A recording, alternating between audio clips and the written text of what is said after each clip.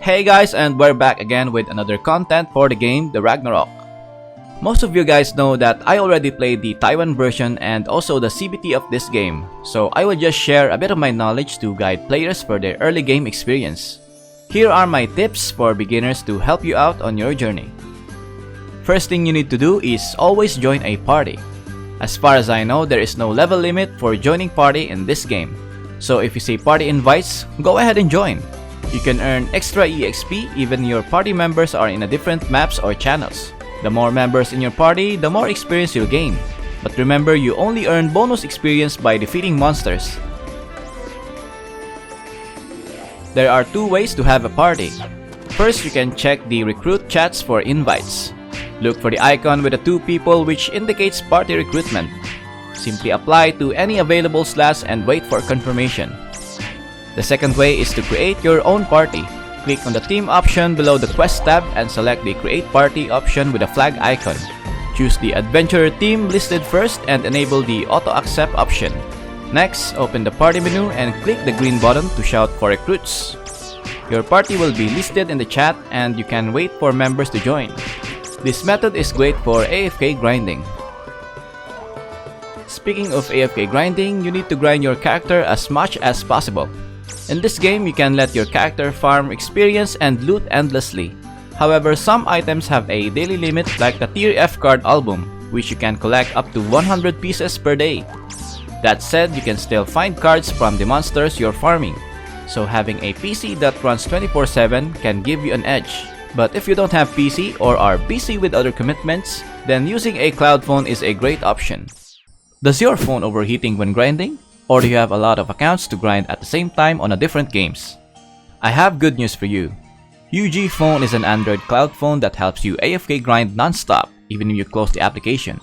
This will let you save battery for your phone and your game will still run even when you have no internet access when you're outside.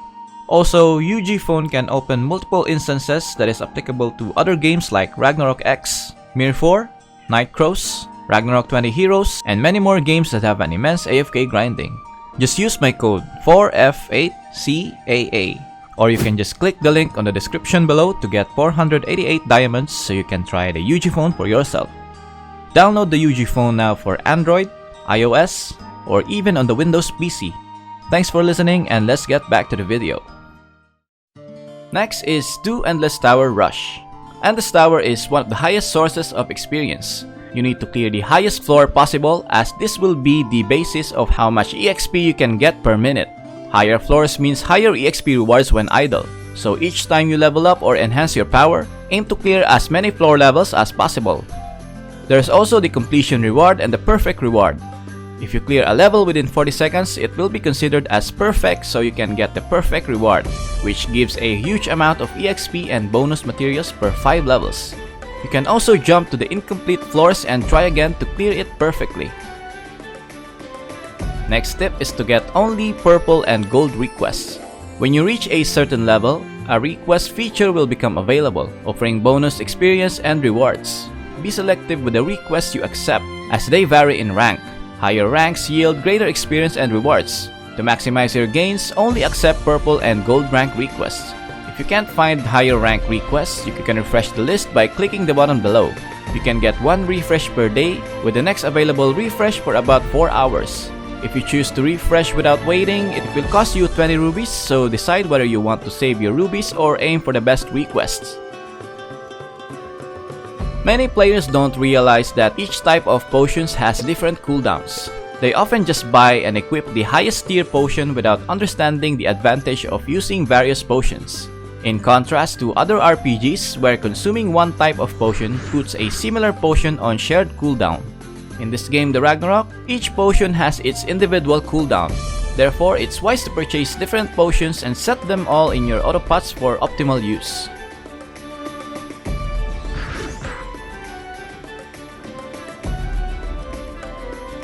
This one is also very important to know.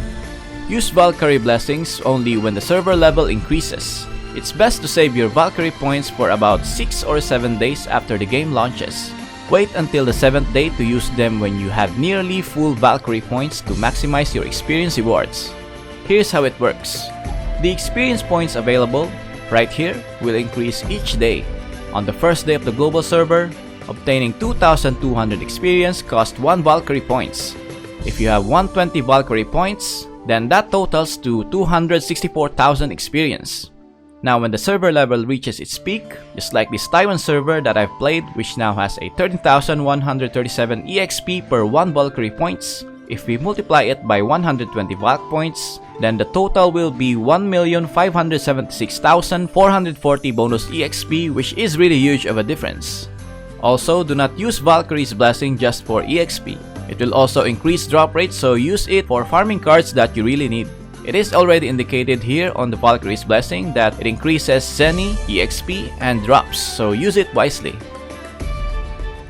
For the next tip is always check the shop. There are plenty of items you might have missed without checking the shop. On the Zenny and the Function tab, you can buy fractions that are materials to enhance your equipment. Oridicon and Alunium for refinements, and Enriched Oridicon and Alunium is optional if you have a lot of Zenny, and if you need some more of this for higher refinement levels.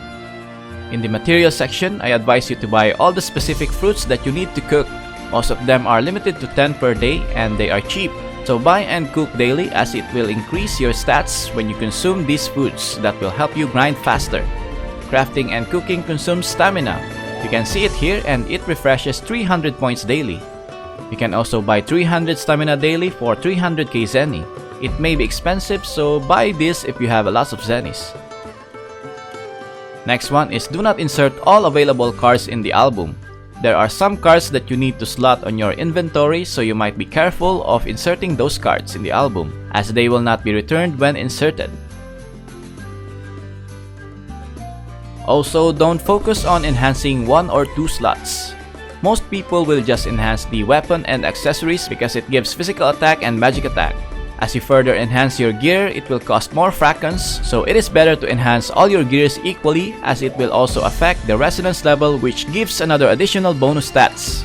My strategy in enhancing my gear is to level the weapon and accessories to level 5 first. After that, I'll slowly enhance the other slots, any of them to level 5 to get the resonance bonus, then repeat this process. This one is a bit controversial, but in the early game, do not build agility. In the early game, as what we are supposed to be, do not build agility unless you are an assassin, because only assassins rely on agility for sonic blow damage. This may confuse new players in this game that are veterans in RO Classic, because they think that having an attack speed would decrease the cooldown and faster animation of some certain skills like Archer's Double Strafe. This was also my mistake when I first played the Taiwan version, because I didn't notice the cooldown of the skills. You can see here that Double Strafe has a 0.8 seconds cooldown, and no matter how you add agility or attack speed, it won't take effect. Also, the attack speed normal attack build here is really weak in the early game. That is why thieves are really struggling to level up, because they don't have any offensive spammable skills to cast. Maybe mid-game will decide for attack speed classes. And as far as I know, assassins will be one of the top DPS in terms of MVP hunting. So if you are planning to be an assassin, just be patient, time will come for your shining glory. Last one, and probably the most important one, is pick the class that you want. This is just my opinion, but for me, you don't need to be a meta chaser. It is much better to choose the job class that you want rather than chasing the meta classes. Enjoy the game with a class that fits your playstyle. Do not be so competitive, as this game is heavily pay to win. Just chill, relax, and enjoy the nostalgia with your friends and guildmates. Putting too much pressure on yourself just to fit in the meta will just make you feel like a slave of the game. Games should be enjoyed, not to be stressed out. If you would ask me what I will main in the open beta, I would say Hunter easily, because Archer is my first love in RO way back 2003, and always choosing Archer as my first choice class every MMORPG. But I am also open for trying out other classes. So there you have it, my tips for beginners to guide on your journey. If you find this video helpful, then please leave a like. Also subscribe to support my channel.